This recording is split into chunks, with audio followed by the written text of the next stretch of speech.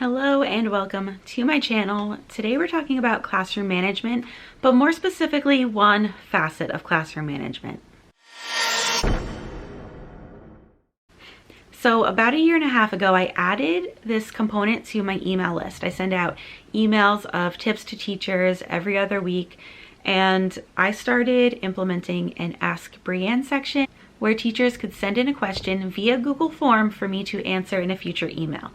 And initially I thought I was going to be getting questions about interactive notebooks and productivity and how to save time, how to organize different things. But I started getting questions of all different facets of teaching, and it's been fun to answer questions on topics that I wouldn't necessarily think to just talk about on my own. So that's been fun, but I wanted to kind of answer as best as I can a question that keeps coming up, which is about classroom management. So overall, I don't feel super equipped to talk about classroom management in such a general sense. I did do a video previously that I'll link down below. The thing is, the kids in my school are pretty good. Not to say that, we don't have issues and that there aren't behavior problems, but by and large, the kids in our school are really good.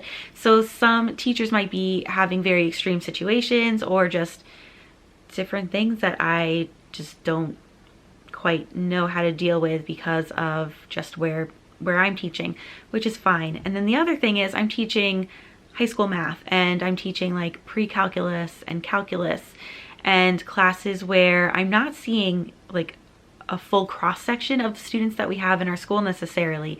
I'm getting more the students that are like the higher achievers that really want to, pursue higher education.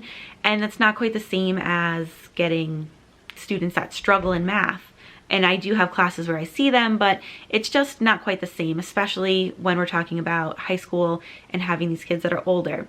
This year I have a class of 7th grade, and I'm still working on adapting a different classroom management style with them because their needs are different than my high school kids.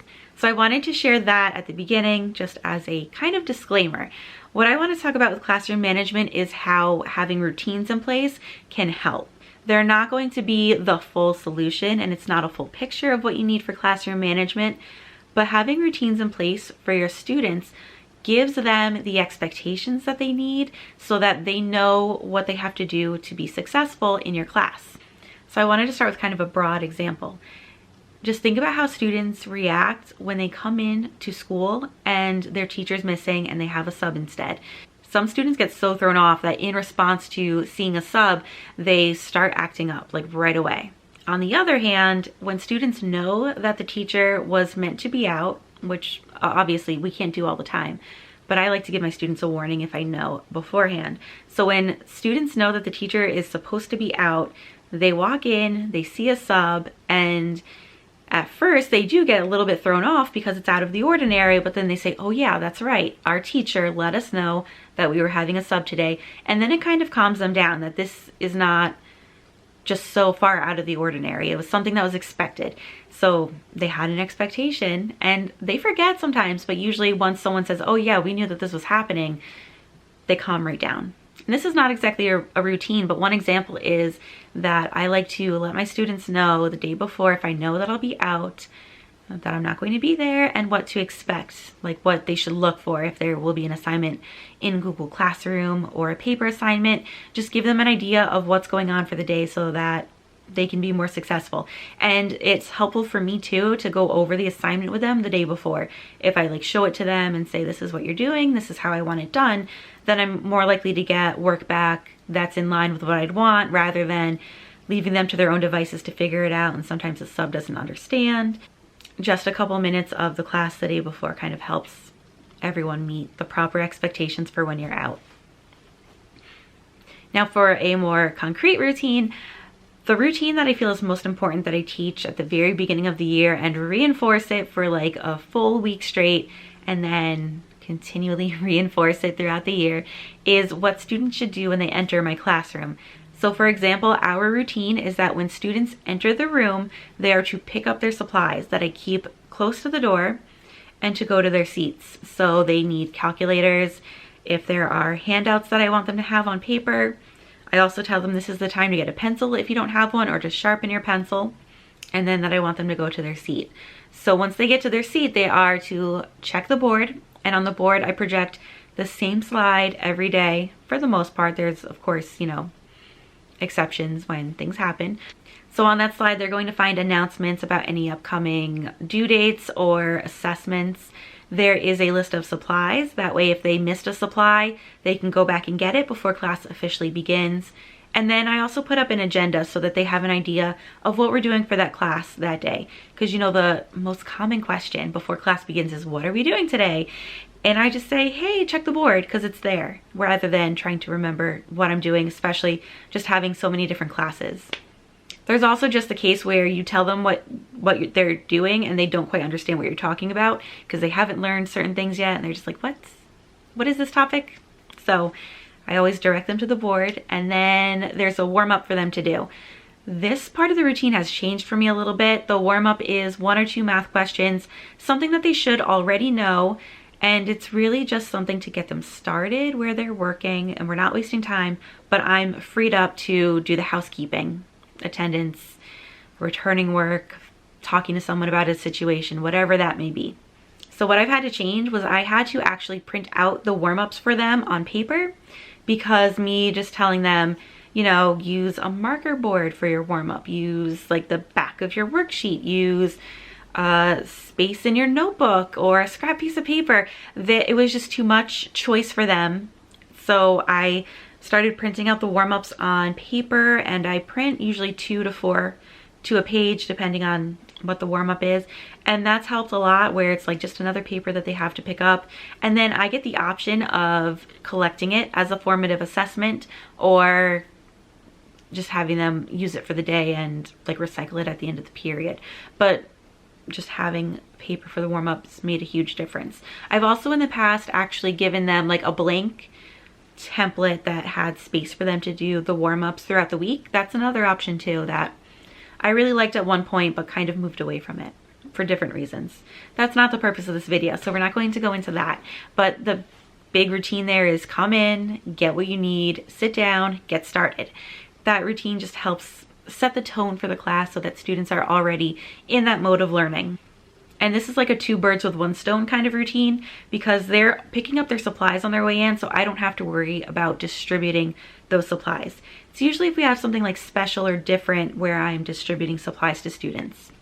And then of course we have the reverse of that routine, which is exiting the classroom, in which students need to return their calculators, any supplies, especially my geometry students with their interactive notebooks.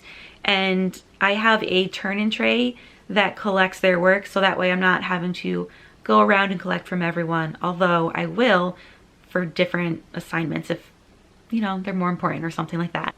The other routine that's super helpful, not just for classroom management, but also for lesson planning, is I have basically a set routine that I follow for each class that we have, where we start out with a warm-up, then we do notes, then we have practice. When students know what's coming, they are less likely to act up during those transitions in between one activity to the next. And it also just gives them reassurance that if they are having a hard time while we're doing the direct instruction, you know, they can ask questions, but they also know that once we get to the practice, I will be freed up and able to interact with them one-on-one, offer them more help or guidance, support, whatever it is that they need. Another thing that I've noticed is having that routine throughout the lesson progression. Students realize that, you know, maybe the best time to go to the bathroom is during the practice. I can't say that it always happens, because it doesn't. And, you know, nature calls when nature calls. But for the most part, I don't get interrupted too frequently during the lesson unless it's really long. And usually students end up asking to go to the bathroom when it's more time for them to work, which could also be them trying to get out of the work, but that's a whole other situation.